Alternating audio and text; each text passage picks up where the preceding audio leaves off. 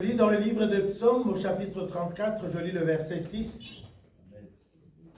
Je lis dans le nom de Jésus-Christ. Amen. Quand on tourne vers lui les regards, on est rayonnant de joie et le visage ne se couvre pas de honte. Amen. Amen. On peut s'asseoir un moment. La parole que nous venons de lire nous dit que quand nous tournons les regards vers l'Éternel, il entend notre cri et ne nous laisse pas dans la honte. Amen. Amen.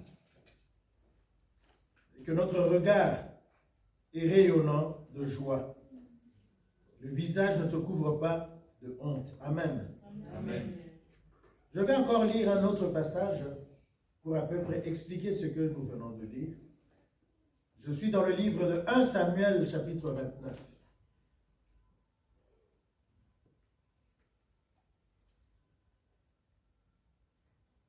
Je lis à partir du verset 8 jusqu'au verset 11. David dit à Akish, je lis dans le nom de Jésus-Christ, Amen. 1 Samuel 29 à partir du verset 8 jusqu'à 11.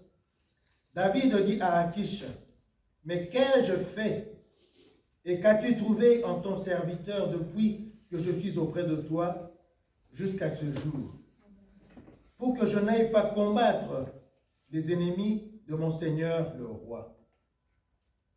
Akish répondit à David, je le sais, car tu es agréable à mes yeux comme un ange de Dieu. Mais les princes des Philistins disent, il ne montera point avec nous pour combattre. Ainsi lève-toi de bon matin, toi et les serviteurs de ton maître qui sont venus avec toi, levez-vous de bon matin et partez dès que vous verrez la lumière. David et ses gens se levèrent de bonne heure pour partir dès le matin et retourner dans le pays des Philistins. Et les Philistins montèrent à Gisréel. Amen. Amen.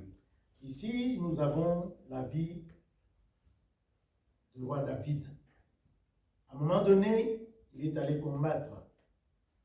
Mais le responsable des troupes lui dit à beau matin que vous n'allez pas combattre. David n'a pas compris pourquoi il ne devait pas combattre. Ainsi, il pose la question à son chef, qui était le chef des armées en ce moment-là. Qu'as-tu ou qu'avez-vous trouvé en moi pour m'empêcher d'aller au combat? Il lui dit, comme j'ai lu tout à l'heure, moi je ne trouve rien à vous reprocher. Mais les princes des Philistins ont décidé ainsi que vous n'irez pas au combat. Amen. Amen. Cela peut se passer aussi dans nos vies, dans notre vie de tous les jours, dans ton travail, dans nos démarches, que tu fasses quelque chose pour toi qui est normal, mais la personne devant toi te dit, tu n'as pas accès à cela, je ne te recevrai pas, ainsi de suite. Amen. Amen. Parce que nous devons comprendre dans ce monde où nous vivons, il y a des esprits malins qui ne supportent pas la vue de ceux qui ont la lumière de Dieu en eux. Amen. Amen. Cette lumière de Dieu, que les enfants de Dieu que nous sommes, avons en nous, dérange certains princes de ce monde. Amen. Amen. Nous ne citerons pas leur nom, nous allons les limiter à les appeler les princes de ce monde. Amen. Amen. Tu n'as rien fait, ton travail est convenable, il est correct. Mais eux disent, tu n'iras pas au combat, tu ne feras pas ceci, tu ne feras pas cela. Simplement parce qu'ils l'ont décidé. Amen. Amen. Il n'y a aucune raison qui tienne la route par rapport à leur qui justifie leur décision. Mais ils disent, tu ne le feras pas, ou tu n'auras pas ceci, tu n'auras pas cela. Amen. Amen. Parce que ce sont des princes de ténèbres qui vivent à côté de nous dans ce monde, sur cette terre où nous vivons. Nous, enfants de Dieu, nous ne le voyons pas. Mais ceux qui ne sont pas avec nous, ceux qui ne traversent pas, qui ne partagent pas cette lumière qui est Jésus-Christ en nous, cette lumière que nous dégageons les dérange. Amen. Amen. Ils ne nous le diront pas visiblement en face, que la lumière que tu dégages, qui se dégage en vous, me dérange. Ils ne le diront pas. Ils trouveront un prétexte, ou même n'auront pas un prétexte, simplement ils te diront, vous n'aurez pas ceci, vous n'aurez pas cela. comme à David, on lui a dit, vous n'irez pas au combat. Amen. Amen. Simplement parce que ces princes ont décidé que ça soit ainsi. Amen. Amen. Il n'y avait aucune raison pour justifier cette décision-là. Amen. Amen. Mais ils ont décidé, et c'est comme ça que ça s'est passé. Amen. Amen. Ça peut se passer aussi dans notre vie. Ça se passe aussi d'ailleurs dans notre vie de tous les jours. Tu es dans une démarche, tu es dans un travail. Ton chef ou le responsable te dit, tu ne travailleras plus. Sans aucune raison valable, sans une raison qui tienne la route. Amen. Amen. Qu'est-ce que nous avons à faire? Nous incliner devant cette décision et tourner le regard vers l'Éternel. Amen. Amen. Je vais encore lire, toujours dans le livre de 1 Samuel, je descends au chapitre 30, à partir du verset 1. Je lis dans le nom de Jésus-Christ. Amen. Lorsque David arriva le 3e jour à Tsiklag avec ses gens, les Amalécites avaient fait une invasion dans le Midi et à Tsiklag.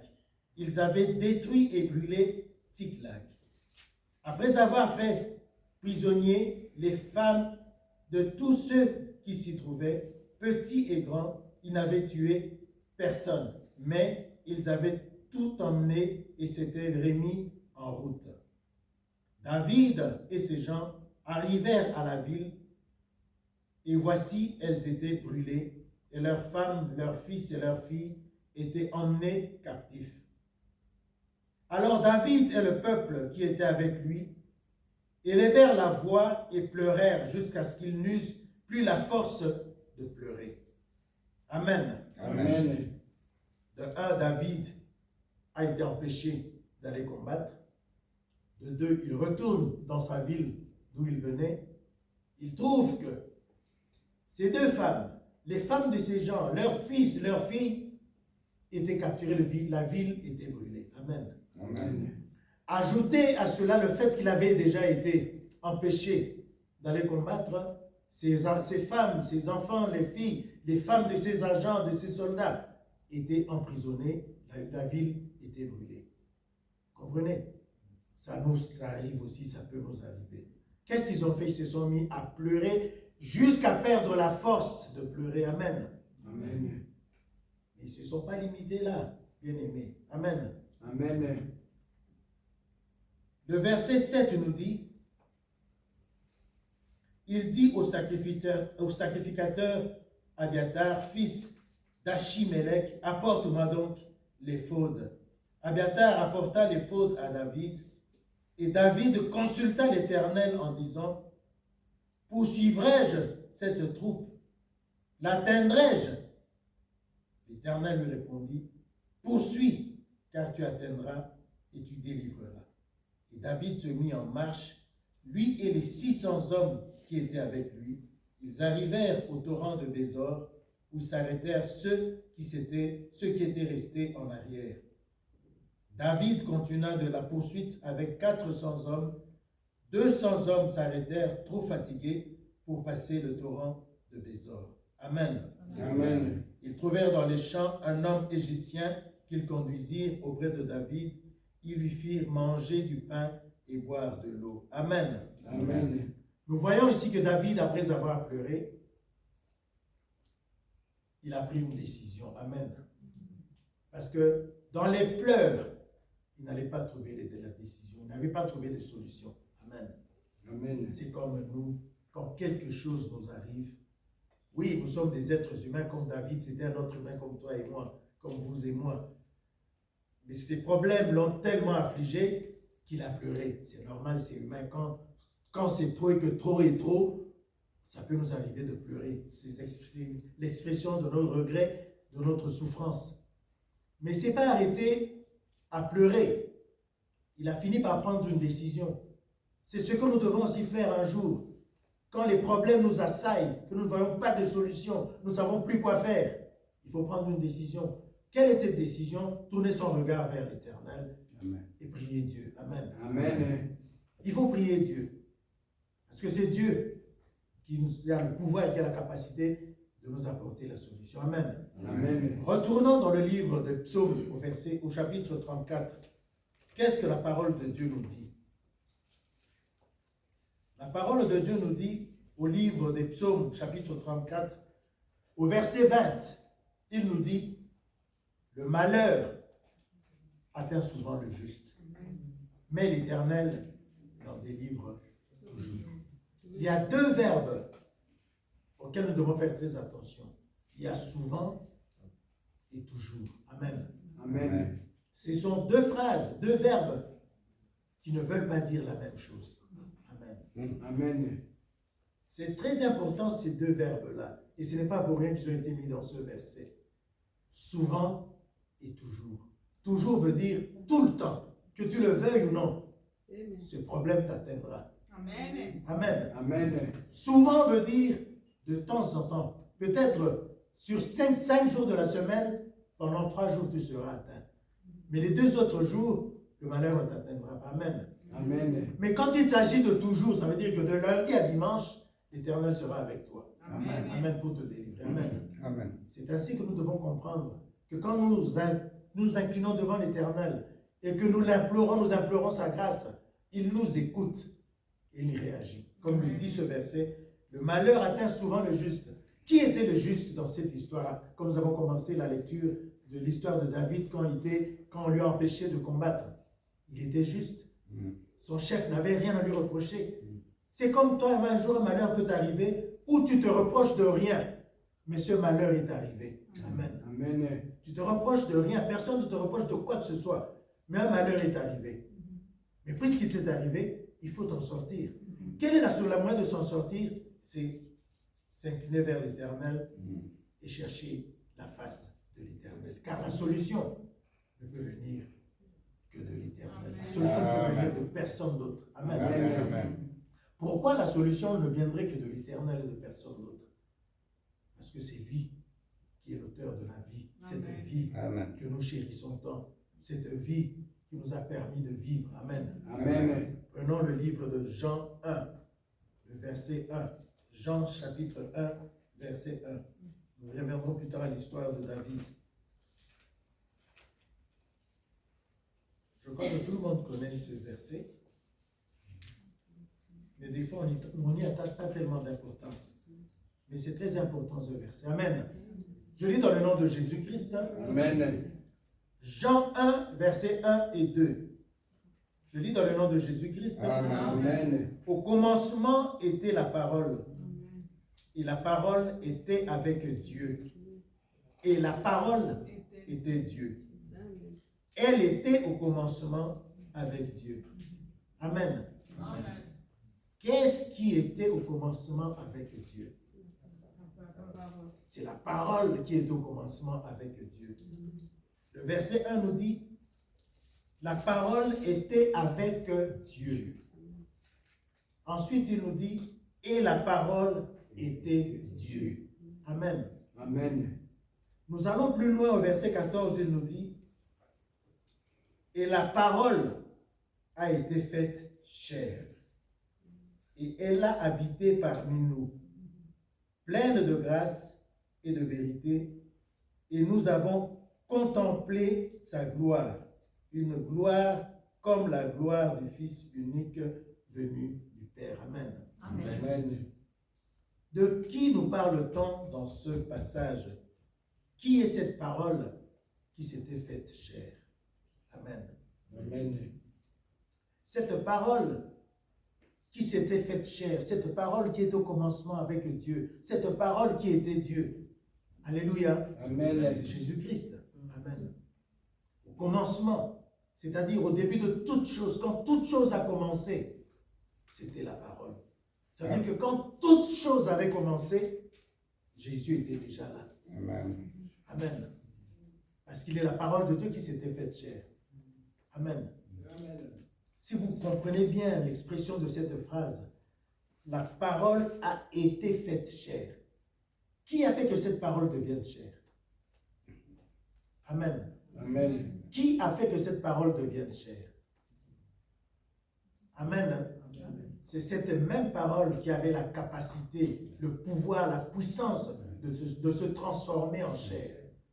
Parce que le verset 1 nous dit, Au commencement était la parole et la parole était avec Dieu.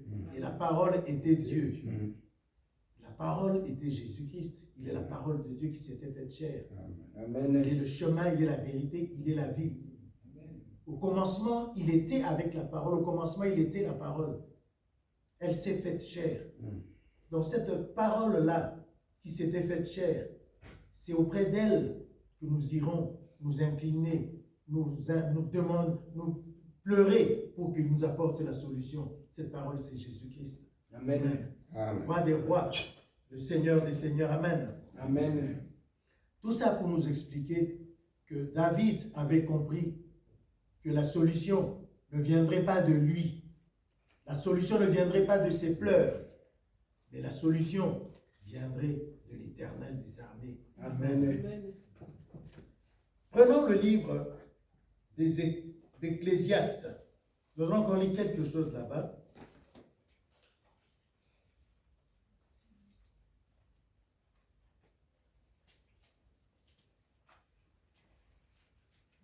Quelqu'un a trouvé? Ecclésiaste chapitre 3, le verset 11. Il nous dit quoi? Il fait toutes choses bonnes en son temps. Amen.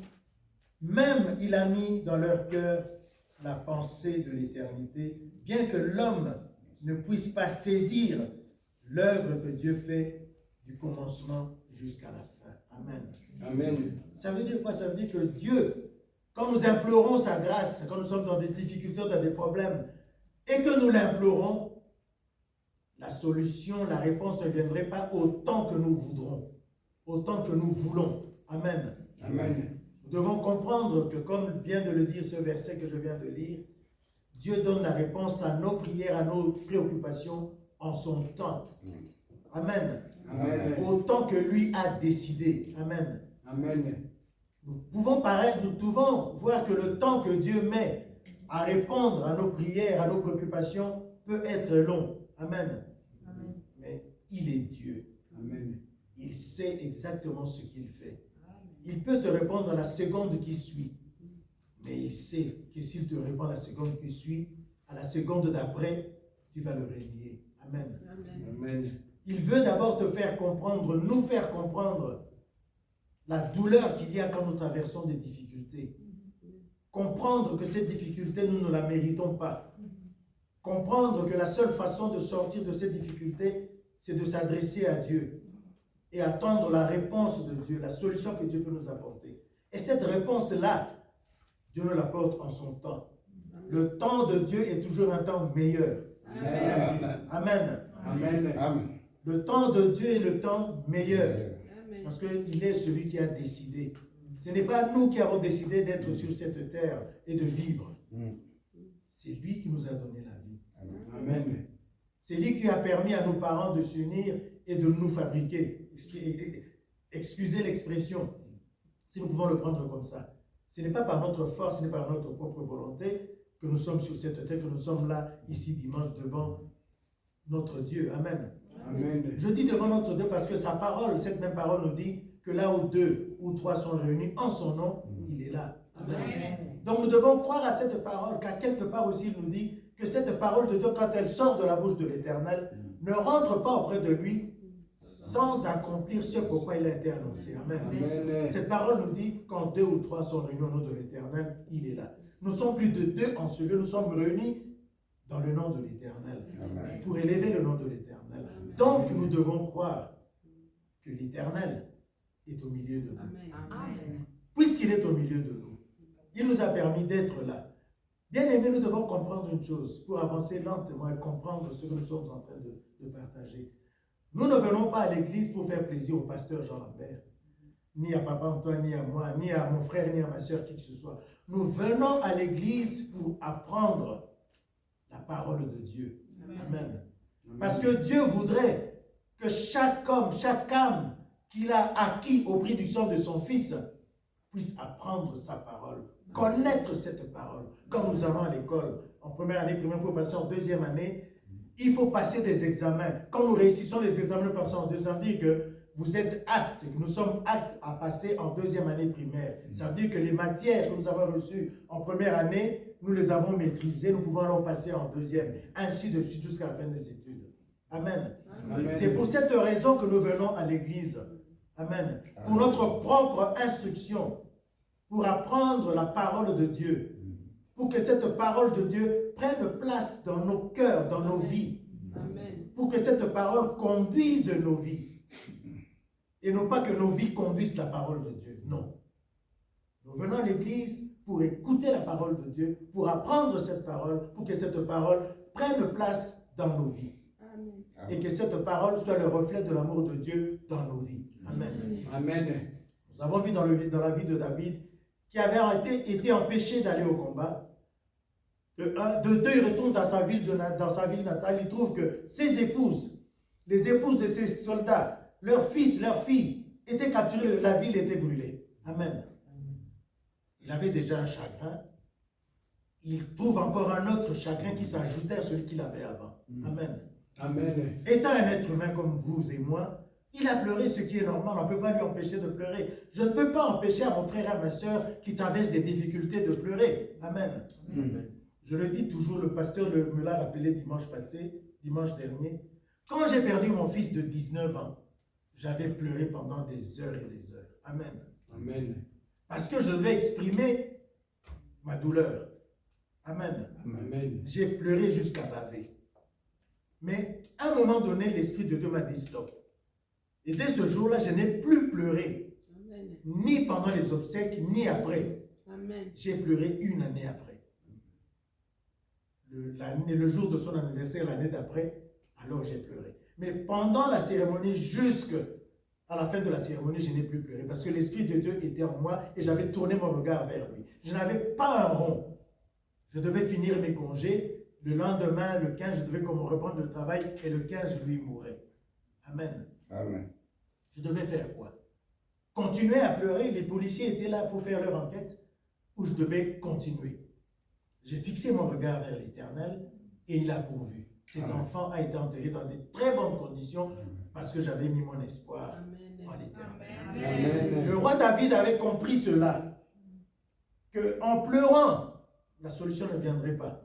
Mais il faut pleurer pour exprimer sa douleur. Amen. Ce n'est pas mauvais. Quand tu exprimes ta douleur, à un moment donné, tu te sens dégagé, soulagé. Après ce soulagement, il faut prendre une décision. Amen. Quelle est cette décision que nous, enfants de Dieu, devons nous prendre? C'est tourner notre regard vers l'Éternel. Amen. Amen. Hébreux 12, versets 2 et 3.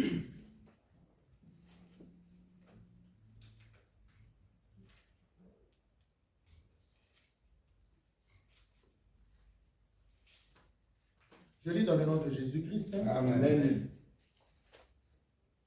Je commence par le verset 1 pour plus de compréhension.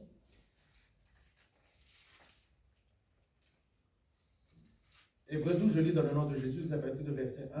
Amen. Nous donc aussi, puisque nous sommes environnés d'une si grande nuée de témoins, rejetons tout fardeau et le péché qui nous environne, qui nous enveloppe si facilement et courons avec persévérance dans la carrière qui nous est ouverte. Ayant les regards sur Jésus, le chef et le consommateur de la foi, qui, en vue de la joie qui lui était réservée, a souffert la croix, maîtrisé l'ignominie et s'est assis à la droite du trône de Dieu. Amen. Amen. Pourquoi Jésus-Christ, celui qui était la parole, a accepté de passer par ce chemin-là? Amen. Amen. C'est pour nous faire comprendre que c'est au travers de la douleur, au travers de la souffrance, que nous pouvons comprendre la vie. Amen. Amen. Jésus, qui était la parole de Dieu, s'était fait chair, a souffert à la croix. Nous connaissons cette histoire-là. Pour ceux qui ne la connaissent pas, Jésus a été tué à la croix.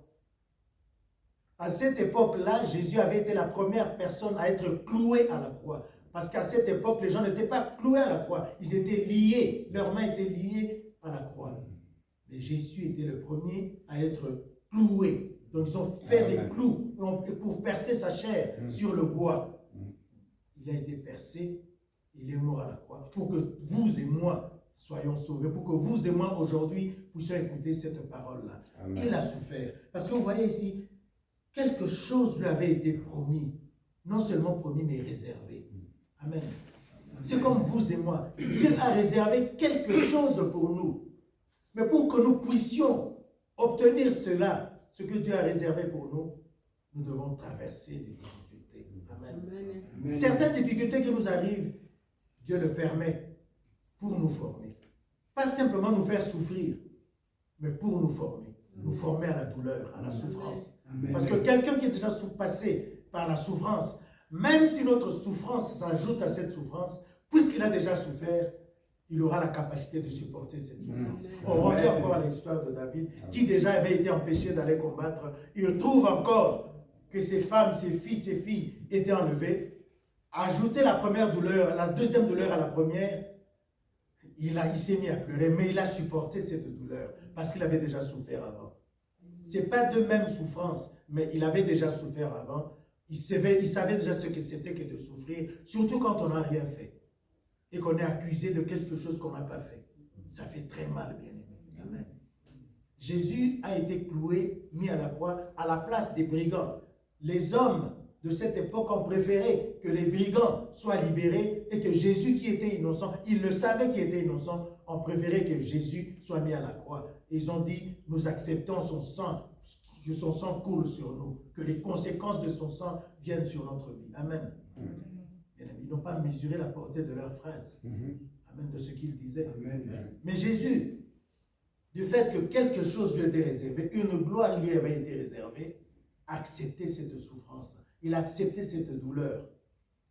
C'est-à-dire, c'est pourquoi aujourd'hui, il porte le nom qui est au-dessus de tous les noms sur cette terre. Amen. Dans l'univers visible et invisible. Il n'y a Amen. aucun nom qui soit au-dessus du nom de Jésus-Christ. Alléluia.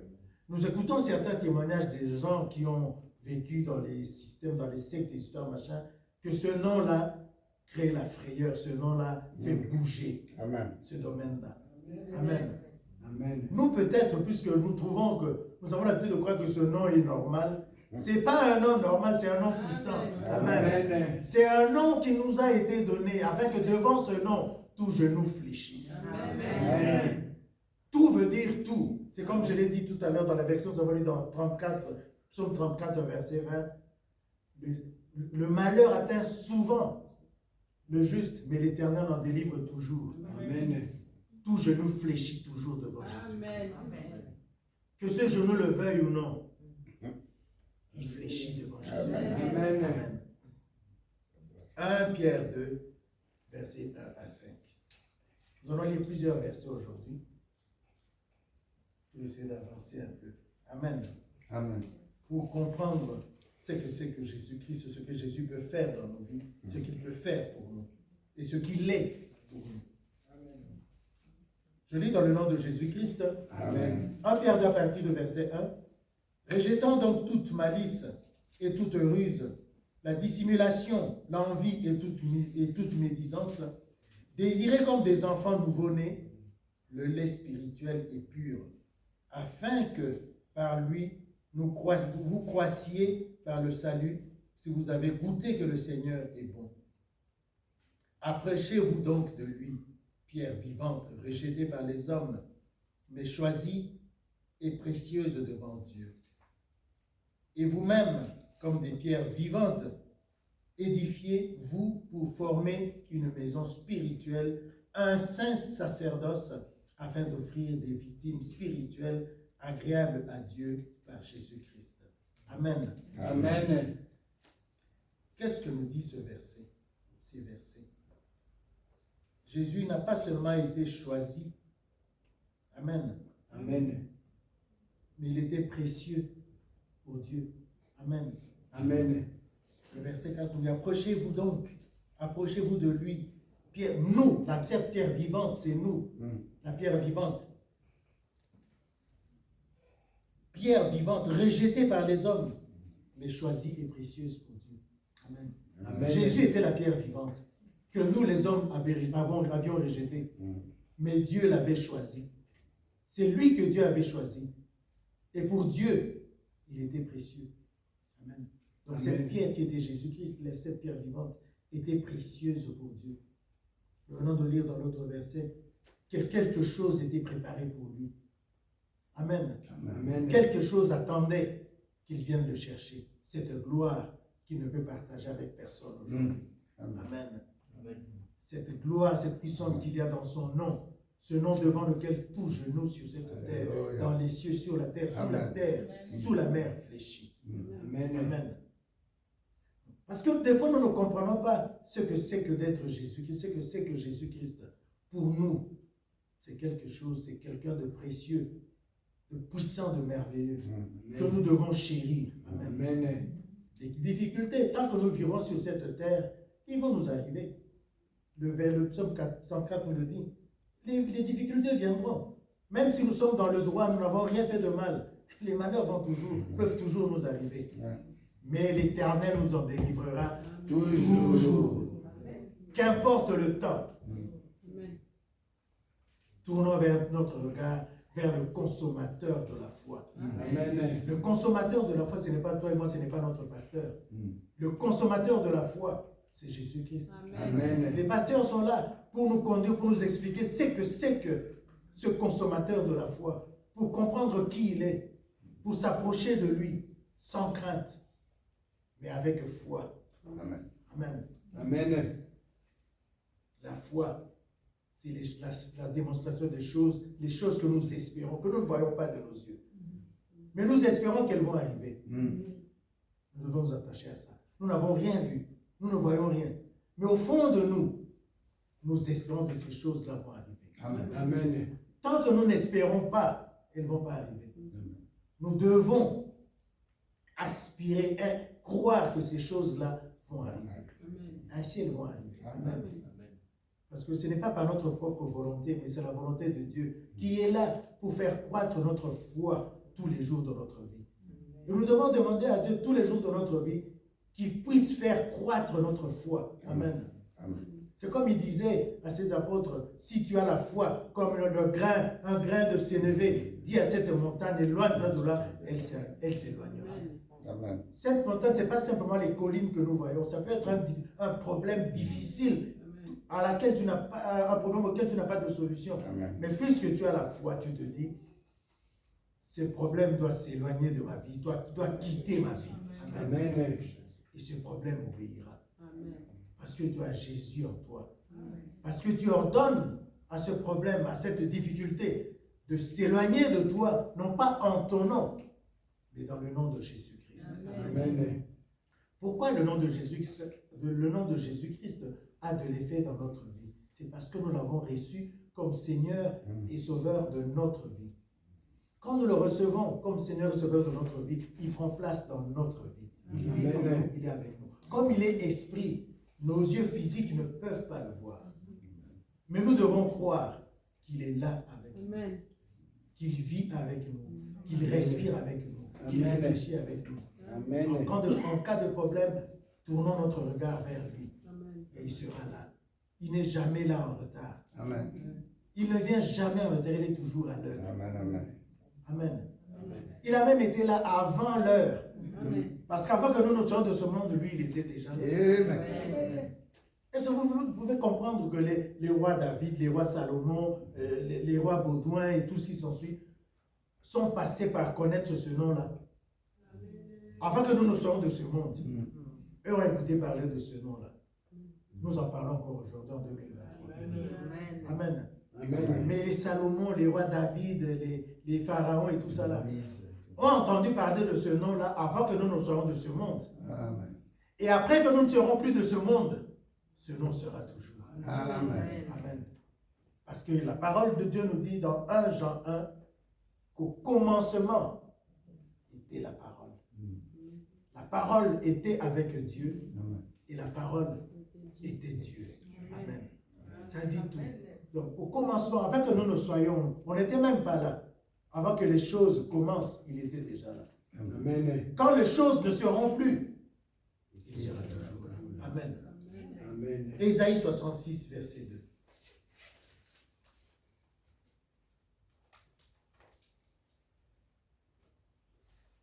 Nous allons lire beaucoup de versets aujourd'hui. faire du bien.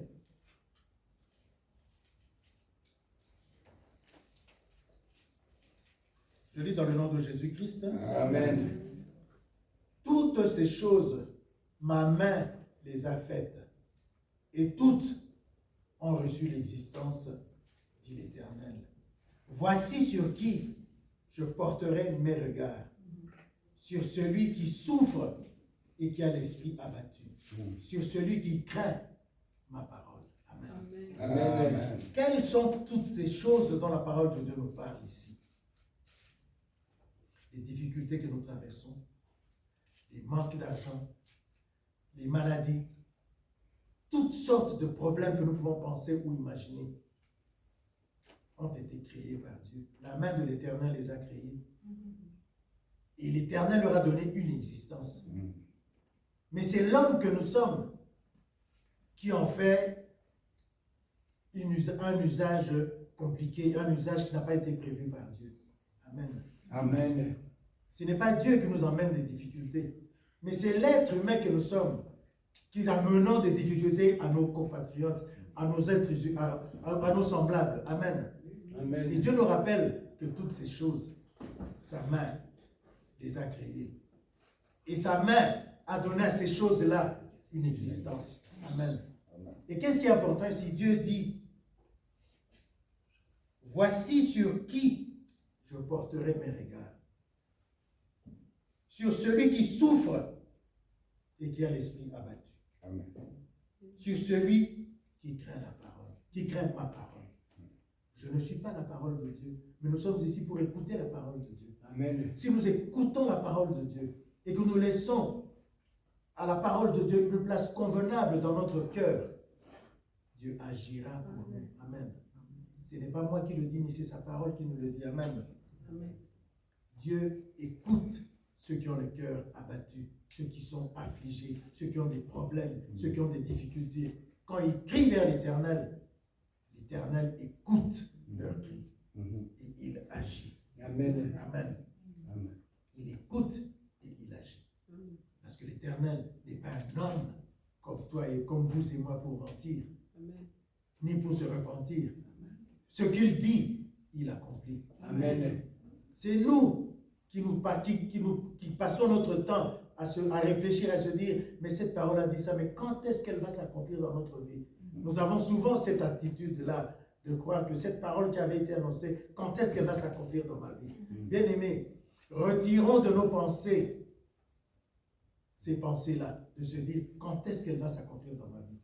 Amen. Amen. Remercions au contraire Dieu tous les jours dans notre vie. J'ai demandé ici tout à l'heure, qu'est-ce qu'il y a un témoignage? Personne n'a levé de doigt pour témoigner. Mais nous sommes en vie, c'est un témoignage. Amen. Beaucoup d'entre nous que nous connaissons ne sont plus avec nous aujourd'hui. J'entendais encore un cycliste suisse qui est décédé l'année dernière. Pendant sa course, il était en plein dans son travail. Il est décédé. Ses collègues lui ont rendu hommage hier. Un même a pleuré. Mais il était avec eux. Mais il est parti, il n'est plus. Lui est là. C'est un témoignage de Dieu. Pourquoi Dieu a permis que l'autre meure et qu'un autre ne meure pas? C'est encore une question que nous n'avons pas à nous poser. Parce qu'il est le maître des temps et de toutes circonstances. C'est lui qui décide. Et il n'a des comptes à rendre à personne. Nous avons des comptes à rendre à Dieu. Amen. Amen. Pourquoi nous avons des comptes à rendre à Dieu? Parce que nous sommes là, nous sommes venus écouter sa parole.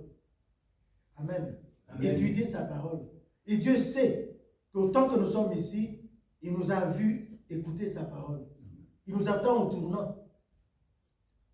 Cette parole que nous avons entendue, que nous avons écoutée, que nous avons apprise, qu'avons-nous fait de cette parole? Amen. Vous me direz que ceux qui ne l'ont pas entendu, Dieu, il est tellement juste que même ceux qui n'ont jamais écouté la parole de Dieu, Dieu a mis dans leur esprit, dans leur cœur, une pensée éternelle. Amen. Cette pensée, c'est cette pensée qui permet à l'être humain que nous sommes de savoir où est le bien, où est le mal. Amen. Et ces personnes-là, qui n'ont pas écouté la parole de Dieu que nous écoutons, toi et moi, vous et moi aujourd'hui, seront jugés par ce fait qu'ils n'ont pas écouté la parole que nous écoutons aujourd'hui, mais ils ont dans leur cœur la notion du bien et du mal. Qui a mis dans leur cœur cette notion du bien et du mal? C'est l'Éternel. Amen. Donc eux aussi seront jugés par le fait qu'ils ont dans leur cœur mis par Dieu la notion du bien et du mal. Donc, comme nous serons jugés par rapport à la parole que nous écoutons, que nous apprenons, eux seront jugés par le fait qu'ils n'ont pas écouté la parole, mais ils ont dans leur cœur la notion du bien et du mal. Qui a mis ça encore une fois? C'est l'Éternel. Amen. Parce qu'il est juste. Il ne peut pas juger ceux qui n'ont pas écouté sa parole de la même manière que ceux qui ont écouté. Il nous jugera tous de la même manière, que nous ayons écouté la parole ou pas. Au contraire, nous qui avons encore écouté la parole, nous serons encore sévèrement jugés. Amen. Amen. Parce que ceux qui n'ont pas écouté la parole n'ont que deux notions, le bien et le mal. Mais nous avons écouté la parole, nous sommes entrés dans la profondeur de la parole. Nous savons qu'au commencement était la parole, et que la parole était avec Dieu, et que la parole était Dieu. Eux ne savent pas qui est Dieu, ne savent pas que la parole était au commencement, était ainsi de suite. Mais dans leur cœur, Dieu a imprimé la notion du bien et du mal. Ils seront jugés par rapport à cela. Amen. Amen. Jérémie 17, verset 7.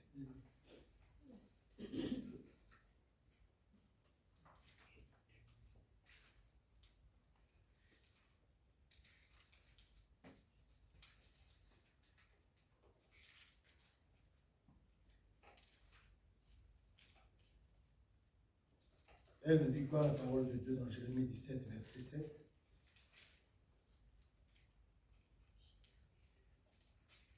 Je lis dans le nom de Jésus-Christ. Amen. Béni soit l'homme qui se confie dans l'Éternel, et dans l'Éternel est l'espérance. Amen. Amen. Vous et moi sommes ici parce que l'Éternel est notre espérance. Amen. Parce que nous avons tourné notre regard vers lui. Donc, puisque nous avons considéré que nous considérons l'Éternel comme notre espérance, l'Éternel s'en souviendra. Amen. Amen. Parce qu'il n'est pas un homme comme vous et moi pour mentir ou pour se repentir, mais il est Dieu. Ce qu'il dit ici dans sa parole, il l'accomplira. Béni soit l'homme qui se confie dans l'Éternel, et dans l'Éternel est l'espérance. Nous avons vu l'exemple de David, de ses combattants, quand il leur a fallu se battre. Qu'a fait David?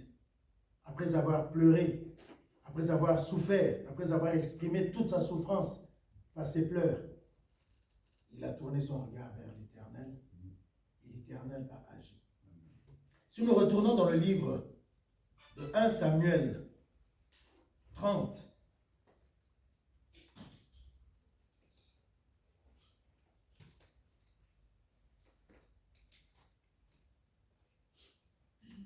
l'Éternel a donné une réponse à David.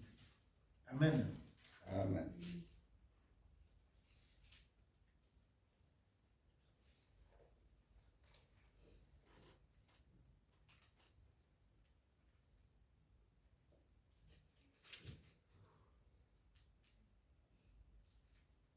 Verset 8, la parole de Dieu nous dit, « Et David consulta l'Éternel en disant, « Poursuivrai-je cette troupe?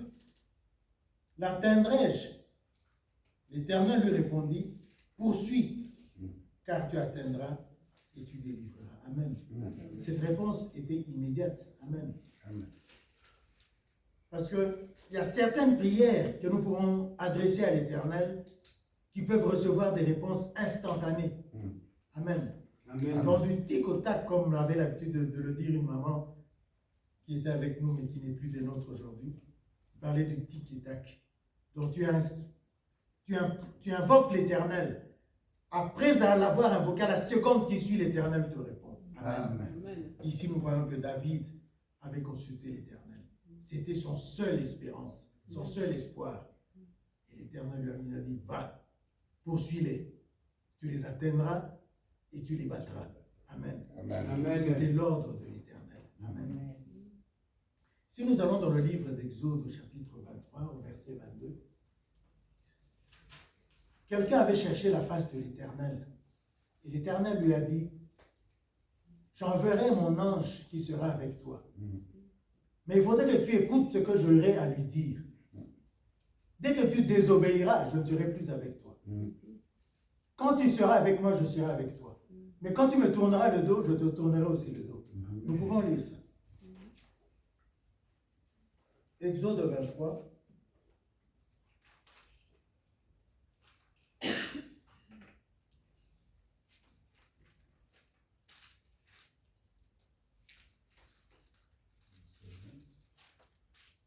peux commencer au verset 20. Voici, j'enverrai un ange devant toi pour te protéger en chemin et pour te faire arriver au lieu que j'ai préparé. Tiens-toi sur tes gardes en sa présence et écoute sa voix. Ne lui résiste point, parce qu'il ne pardonnera pas vos péchés, car mon nom est en lui. Mais, verset 22, mais si tu écoutes sa voix, et si tu fais ce que je te dirai, je serai l'ennemi de tes ennemis, l'adversaire de tes adversaires. Amen. Amen. Quel est l'ange que l'Éternel nous envoie ou peut nous envoyer aujourd'hui? Tu peux faire une prière et le Seigneur donne une révélation à son serviteur, le pasteur Jean Lambert, et il vient te dire, voilà, l'Éternel m'a demandé de te dire ça, ça et ça. Amen. Amen. Ça arrive à certains d'entre nous de prendre ces choses-là à la légère. Amen. Et de ne pas appliquer ce que l'homme de Dieu nous dit par rapport à la révélation qu'il a reçue de l'Éternel. Amen. Amen. Méfions-vous, bien-aimés, de ce genre de comportement. Amen. Amen. Parce que Dieu ne peut nous parler d'une manière ou d'une autre. Amen. La Bible ne nous dit pas de quelle manière il avait répondu à David. Nous savons simplement qu'il a répondu à David, il a dit à David, vas-y, tu peux les poursuivre et tu vas les vaincre. Ici, il nous dit, j'enverrai un ange. Qui peut être cet ange-là? Tes yeux peut-être ne le verront pas. Ou peut-être tu le verras, il peut se transformer en un être humain, en un serviteur de Dieu, ou en qui que ce soit. Amen. Mais s'il te dit quelque chose de la part de l'Éternel, écoute ce qu'il te dit Amen. et fais ce qu'il te dit. Ne fais pas le contraire de ce qu'il te demande de faire. Parce que quand tu iras à l'encontre de ce qu'il te demandera de faire, tu iras donc à l'encontre de ce que Dieu t'a demandé de faire. Amen. Et quand tu iras à l'encontre de ce que Dieu t'a demandé de faire, tu seras l'ennemi de Dieu. Amen. Et Dieu dit ici dans le verset 22, tes ennemis seront mes ennemis. Et tes adversaires seront mes adversaires. Quand tu deviens l'ennemi de Dieu, quand tu deviens l'adversaire de Dieu, qu'adviendra-t-il de ta vie? Amen. Amen. Et que de temps en temps, nous pensons à ça. Si nous ne pensons pas à ça, de temps en temps, il serait bien pour nous, êtres humains, pour nous, enfants de Dieu, acquis au prix du sang de Jésus-Christ, de se dire qu'il est bien d'écouter la parole de Dieu et de l'appliquer dans notre vie de tous les jours. Amen. Amen. Que nous dit Acte 3 au verset 12?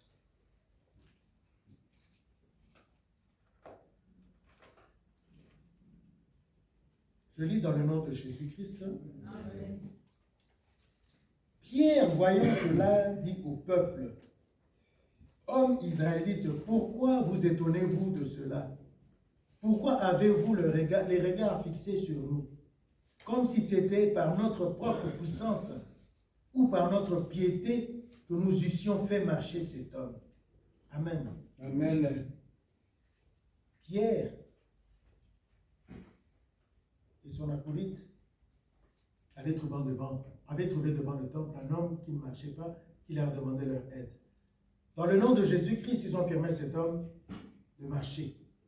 Amen. Amen. Et le peuple tout autour se posait des questions, mais qu'avez-vous fait? Pourquoi cet homme a marché?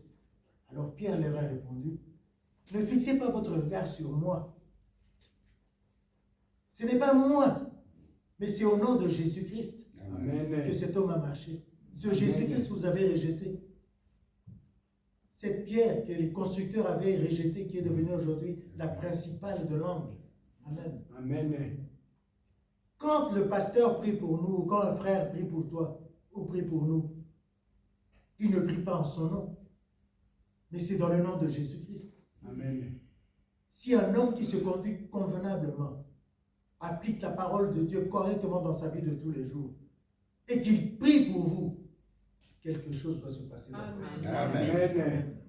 Qu'il soit pasteur ou pas, Amen. si un homme ou une femme marche correctement, applique la parole de Dieu dans sa vie Amen. convenablement, Amen. s'il prie pour vous, quelque chose va se passer. Amen. Parce qu'il ne suffit pas simplement de croire qu'il faut être pasteur ou évangélique ou ancien pour prier les uns pour les autres. Non. La parole de Dieu nous dit, priez les uns pour les autres, priez sans cesse. Amen. Donc, ici, la parole de Dieu nous demande de marcher dans la sainteté. Que veut dire marcher dans la sainteté? Que veut dire marcher dans la crainte de Dieu? Ça veut dire cette parole que nous écoutons aujourd'hui, que nous avons écoutée hier, que nous écouterons demain, appliquons-la dans notre vie de tous les jours. Amen. C'est elle qui sera la réponse à nos difficultés, à nos problèmes. Souvenez-vous, Jean 1, verset 1, au commencement. Qui était au commencement? C'était la parole. Et c'est cette parole qui s'est faite chair. Quelle est cette parole qui s'est faite chair? Qui est devenue cette parole qui s'est faite chair? C'est Jésus-Christ. Amen. Donc, quand vous marchez, vous avez une vie de piété, vous marchez correctement par rapport à la parole de Dieu. Vous priez pour quelqu'un, quelque chose va se passer. Amen. Ne vous posez même pas de questions. La seule chose que nous devons faire, que nous avons à faire, c'est de marcher correctement devant Dieu en appliquant sa parole convenablement dans notre vie de tous les jours. Amen. C'est cela qui justifiera notre espérance en Dieu. Amen. Amen. Parce que Dieu n'est pas un homme pour mentir, ni un fils de l'homme pour se repentir, mais il est Dieu. Amen. Ce qu'il dit, c'est ce qui s'accomplit.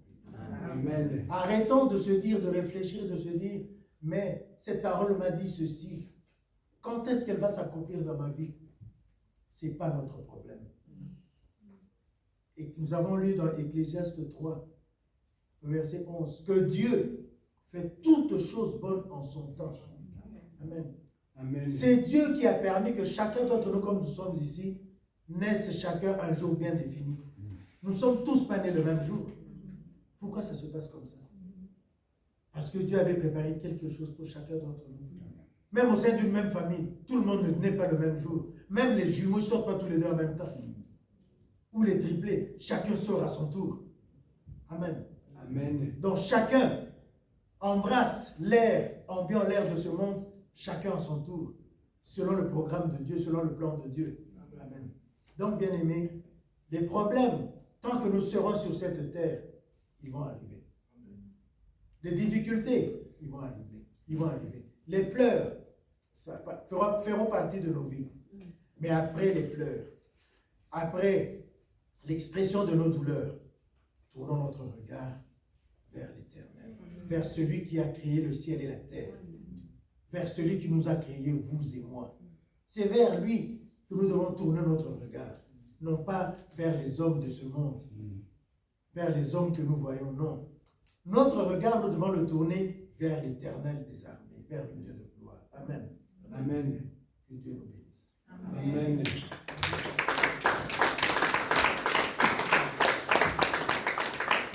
Je laisse